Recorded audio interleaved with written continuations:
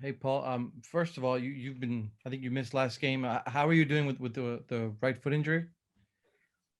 Um, Better. I mean, it's a day-to-day, process, but I'm doing better.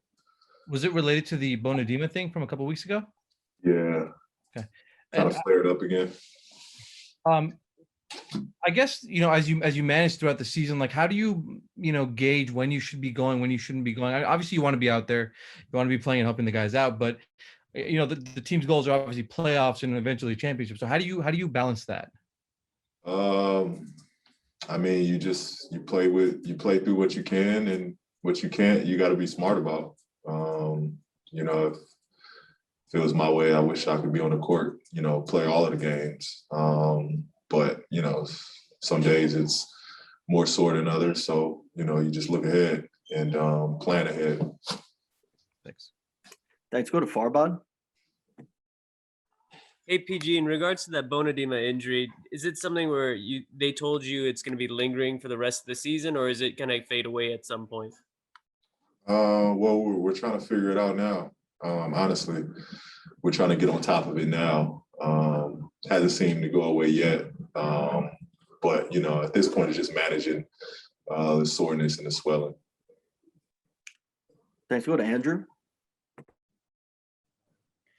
Paul, Ty before the game was talking about how when there's not as much lineup continuity as you would like because of injuries, it can be hard sometimes to feel like you're making as much progress as you would be otherwise. And because you guys have been through this with injuries for the last 2 years, like, are there ways you feel like, even though you guys are shorthanded, you guys can still make progress, find ways to maximize your time together, even when Serge and Pat and Rajon are still out?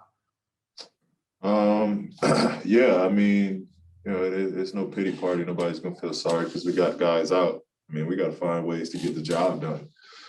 And I think we've been doing that up until the last, 2 games where we've slipped, had some slippage. But I think overall, I mean, we've been finding ways to do it. We've had some lineups that hasn't played a lot of minutes together out there, and we've been successful through a lot of those times. So, that has nothing to do with it. I think tonight we just we didn't bring it. We didn't have enough as a team. Thanks. Go to Rachel. Hey, Paul. You guys are getting down to the final third of the regular season, and I know you talked about at the beginning of this season that you really wanted to use the regular season to get ready for the playoffs in a way maybe differently than last year.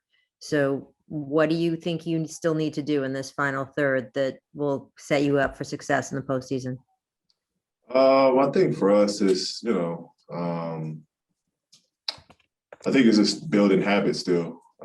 We just got to solidify habits, and hopefully at some point we'll have a full healthy team and a full team that's back, so we can just get games under our belts with those lineups. But for us, it's just building habits, and creating an identity, which you always want to do. I think as well as we played this year, that the identity of this team is we're still trying to solidify that. So at some point we got to find who we are and stick to that as a team. What would you like the identity of this team to be, ideally? I mean, we just got to be a tough team. We got to be a tough team that flies around defensively. We're so good. We have so many athletes. When teams play us, that should be what they fear. That this team, is scrappy and they fly all across the floor and they make plays defensively and offensively. I mean, we got enough to score and make plays, especially if our defense is rolling and our defense is leading to our offense. That's when we're at our best. So I think for us, it's just really hanging our hat and stepping up defensively. Thank you. Thanks. Go to Ohm. PG, how different of a look do the Nuggets present now with Aaron Gordon out there? How much more of a challenge are they?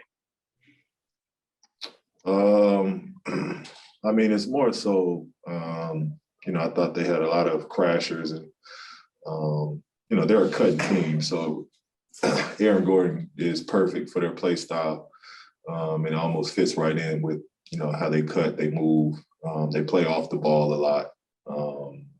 So I think, picking him up was big for him because that's his play style. And, he's going to shine in the offense. But I thought he was effective just with his cutting and extending plays with offensive rebounds and, just being a guy that we had to box out. It was allowing another person to go and get a rebound. So, he definitely was a challenge for us. Law, you can go ahead. You mentioned that you're trying to manage this foot-toe issue. You had a dunk very early in this game, but there were some struggles driving, finishing in the paint, and just wondering, how do you manage that on the court? How do you get to the point where you can feel like you can finish effectively and consistently? It's just figuring it out. There's really no pop on the right foot because it's, I can't really bend my toe and have that flexion all the way on that second toe. So it's just figuring it out. I got to figure it out. Most importantly is if I can play and play with minimal pain, that's what I'm going for. We got to figure it out though. Thanks. Go to Justin Russo. Hey, PG. You guys just got done with a 6 games and 9-night stretch. How much are you and the guys looking forward to 2 straight days off to rest, recalibrate, and get ready for the stretch run? I think everybody is. Everybody is. We'll definitely use these 2 days to kind of, charge the batteries. It's more of a mental thing than physical. So I think it's good. Get away, take some time off. And, I'm sure we'll have a practice day on that second day, get back to it, and kind of just iron out the wrinkles that we've been having. Thanks. And we'll take one last question from Mason.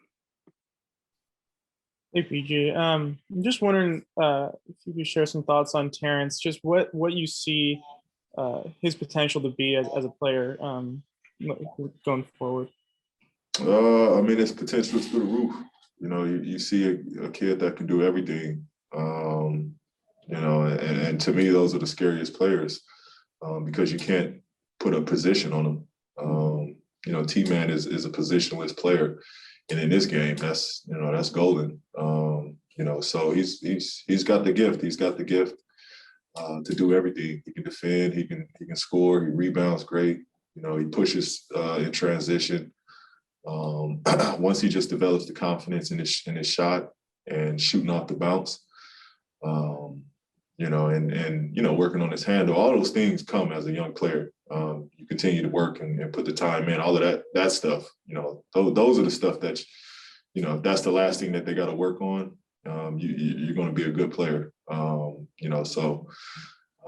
He's sky's the limit for the kid, and I'm looking forward to it. To see him develop and see him grow. Appreciate it. Thanks, Paul. Have yourself a great rest of your night.